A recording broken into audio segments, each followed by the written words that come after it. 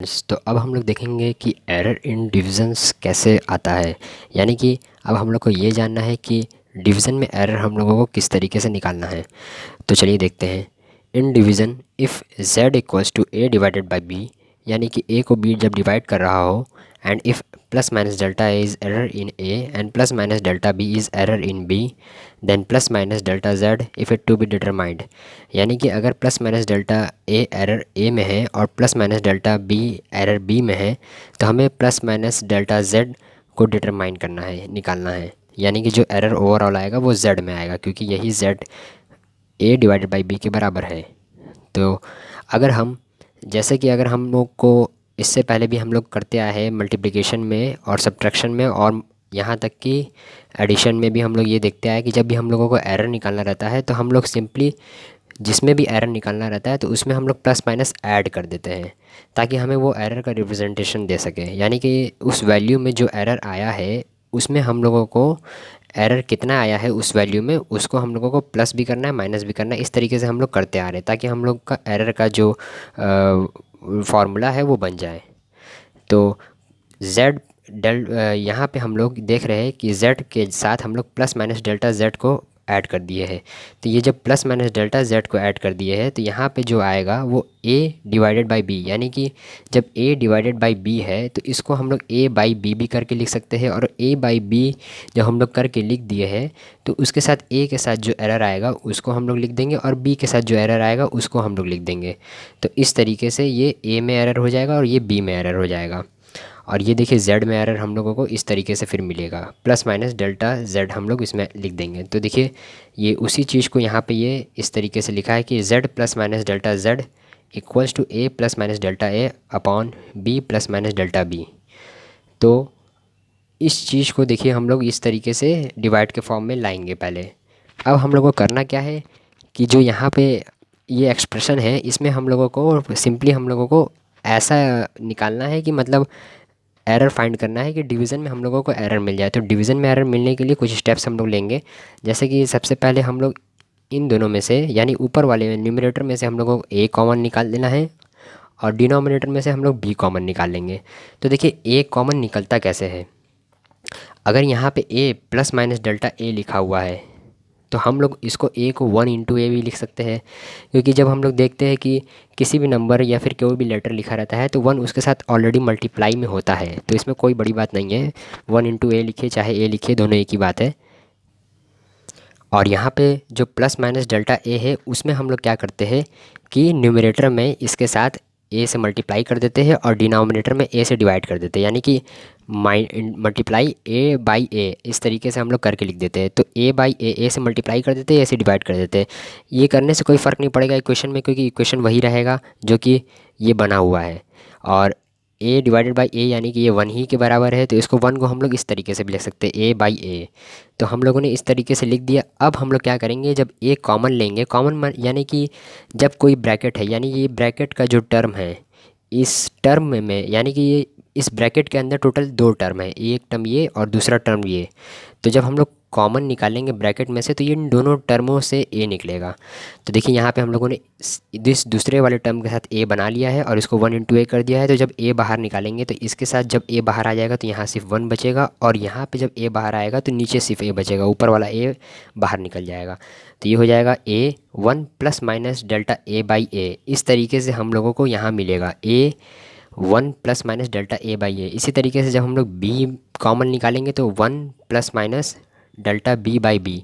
दोस्तों ये स्टेप्स जो मैंने यहाँ साइड में बताया कि किस तरीके से हम लोग कॉमन लेंगे, ये जैसे कि मैंने इसलिए बताया कि हो सकता है आप लोग जानते हों, लेकिन बात उन स्टूडेंट्स की भी है जो 10th के बाद डायरेक्टली 12th में 10th के बाद जो 11th में आते हैं, तो उनकी जो बेसिक्स कॉन्सेप्ट है वो मैं चाहता हूँ कि क्लियर हो जाए। क्योंकि कुछ स्टूडेंट्स होते हैं जिनको कुछ माइनर कैलकुलेशंस में प्रॉब्लम होती है, जबकि उनको सारे कॉन्सेप्ट आ रहे होते हैं। तो इस तरीके से मैं इन कॉन्सेप्ट्स को बीच में बताऊंगा ताकि जो सारे स्टूडेंट्स हैं उन सभी को ये नॉलेज आ जाए कि किस तरीके से प्रोसेस हम लोग आगे स्टेप्स बाय स्टेप्स बढ़ते हैं। और हर माइनर कॉन्सेप्ट्स को मैं आपको बताऊंगा। और यदि आपको मेरा ये वीडियो अच्छा लग रहा हो तो आप इसे सब्सक्राइब ज़रूर कीजिए। और अगर आप इस वीडियो के बारे में या फिर इस और किसी और टॉपिक पे आपको सुझाव देना चाहते हैं तो आप मुझे बताइए, ताकि मैं इस चीज़ को और आगे बढ़ा सकूं, आपके तरीके से आगे बढ़ा सकूं। क्योंकि जब आप मुझे बताएंगे तो मैं अभी स्टार्टिंग पोजीशन पे हूँ, और जब मुझे आप बताएंगे तो मैं उस तरीके से उस वे में आपके साथ चलूँगा। तो देखिए, यहाँ पे हम लोग जो इस तरीके से लिखा हुआ है यहाँ पे ए बाई बी, ये देखिए ए बाई ए ऊपर से कॉमन निकल गया, बी नीचे से कॉमन निकल गया, तो ये ए बाई बी के तरीके का बन गया है। और यहाँ पे जो ये कॉमन निकालने के बाद जो टर्म था ये वो ये है। और फिर उसके बाद A by B one plus minus delta A by A. और देखिए, जब ये जो नीचे वाला टर्म है हम लोग क्या करेंगे कि सारे टर्म को ऊपर लिख देंगे। तो ये देखिए नीचे जो टर्म है one plus minus delta B by B, इस पे अगर ब्रैकेट पे देखें तो पावर वन है, क्योंकि कोई पावर नहीं लगा है तो इसका मतलब वन है। तो इसको ये यहाँ और वन है तो वो पॉजिटिव में है, प्लस में है। और ये जब ऊपर जाएगा, यानी कि जब ये कोई भी नंबर किसी भी पोजीशन पे रहता है वो अपना पोजीशन चेंज करता है, रिवर्स होता है, तो डायरेक्टली उसका साइन चेंज हो जाता है पावर का। तो देखिए यहाँ पे जो पोजीशन पे है इसमें ये पॉजिटिव में है, जब ये ऊपर जाएगा तो ये नेगेटिव में हो जाएगा, इसलिए माइनस वन हो जाएगा। और जब हम इस माइनस को इस ब्रैकेट के अंदर डालना चाहेंगे, यानी कि देखिए जैसे कि ए प्लस बी का जो होल स्क्वायर है ये सभी लोग जानते होंगे, तो इस पर स्क्वायर लगा रहता है, तो ये होता है A square plus B square plus two A B. लेकिन दोस्तों यहाँ मैं आपको ये बताना चाह रहा हूँ कि जब ए प्लस बी के पावर माइनस वन लगा हो तब क्या होता है।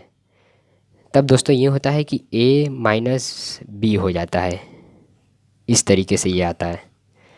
तो यहाँ कहने वाली बात ये है कि ये एक कॉन्सेप्ट होता है मैथमेटिक्स में, जहाँ कि आपको बाइनोमियल थ्योरम में ये आपको पढ़ाया जाएगा, और आप जानेंगे भी कि किस तरीके से अगर पावर माइनस वन हो, माइनस टू हो, माइनस थ्री हो, तो इस तरीके से जितने भी टर्म आएंगे तो वो सिंपली क्या होता है कि जब आपके ऐसे ऐसे पावर के टर्म आते हैं तो आपको उनका फॉर्मूला नहीं याद रहता है, क्योंकि हम लोग ज़्यादातर ए प्लस बी का होल स्क्वायर जानते हैं और A plus B to the power cube, यानी कि ए प्लस बी का होल क्यूब जानते हैं हम लोग।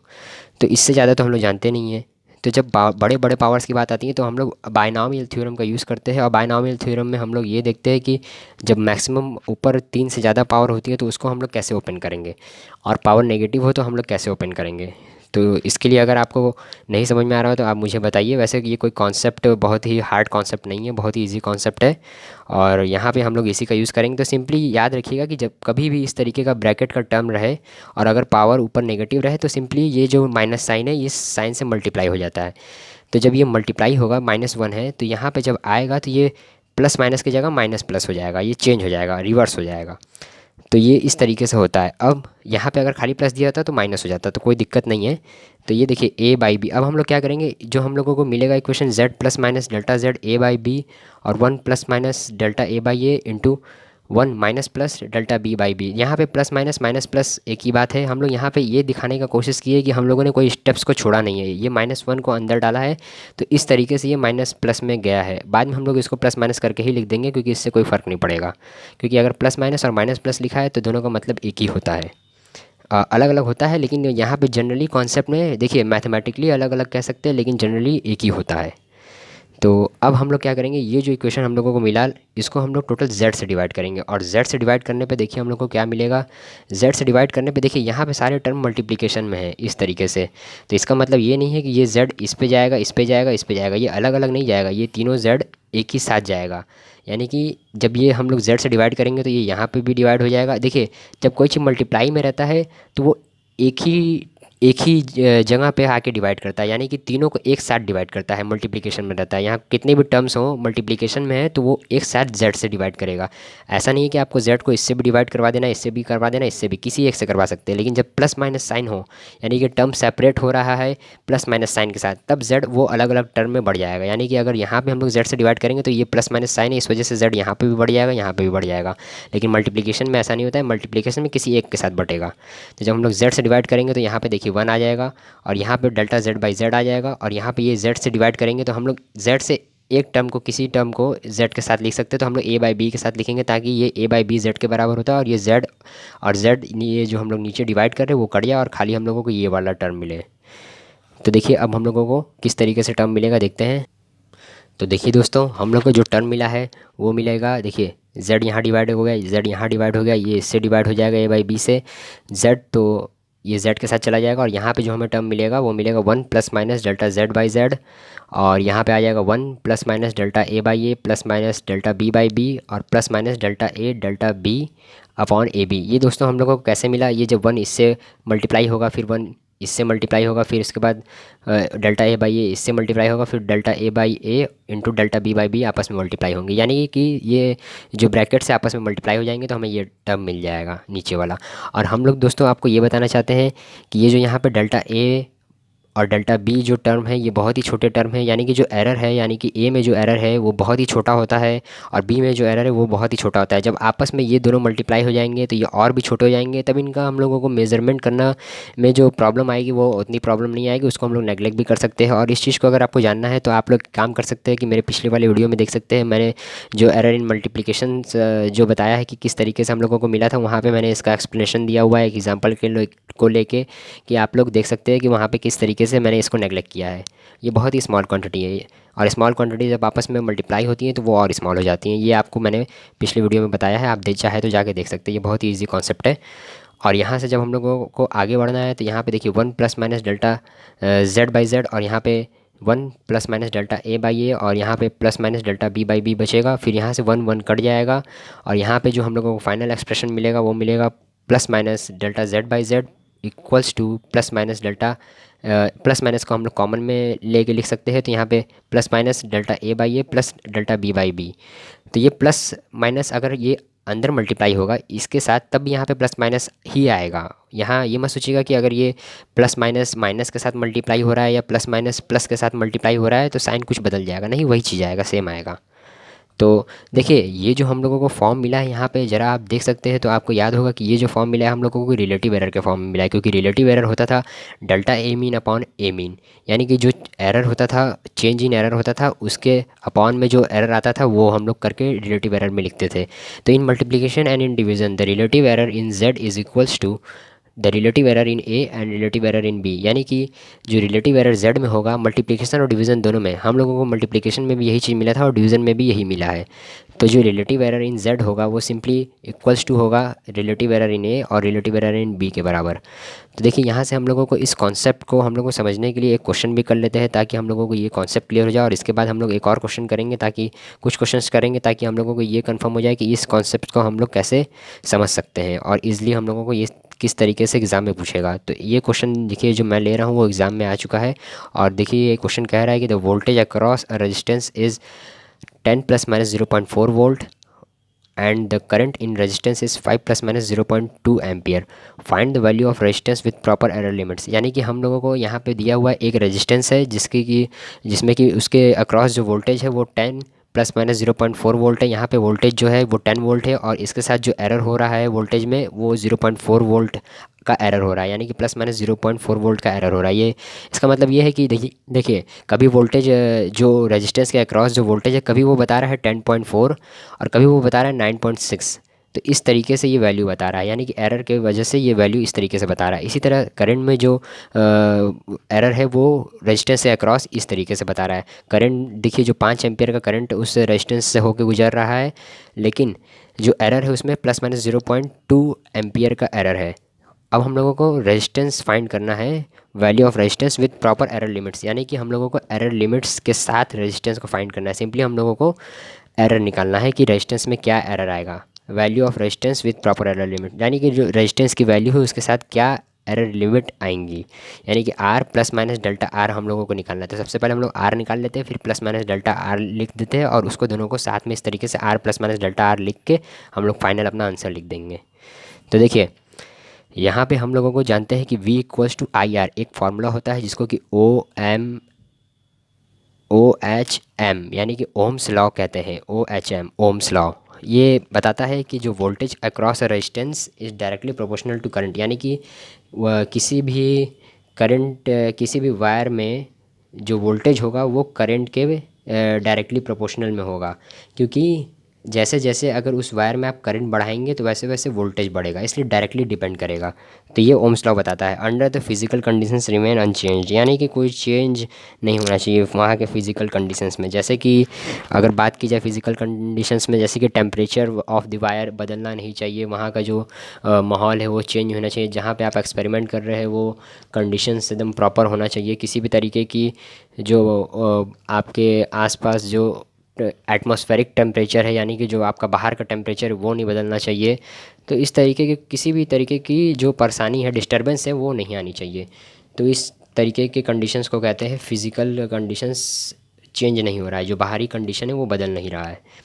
तो यहाँ से V equals to I R हो जाएगा। तो रेजिस्टेंस की वैल्यू हम लोग को निकालनी होगी, तो यहाँ पे हम लोगों को इसको R equals to V by I लिख सकते हैं। तो रेजिस्टेंस की वैल्यू देखिए, V की वैल्यू दी है 10 वोल्ट और यहाँ पे 5 एम्पियर, तो ये यहाँ से रेजिस्टेंस की वैल्यू आ जाएगी 2 ओम।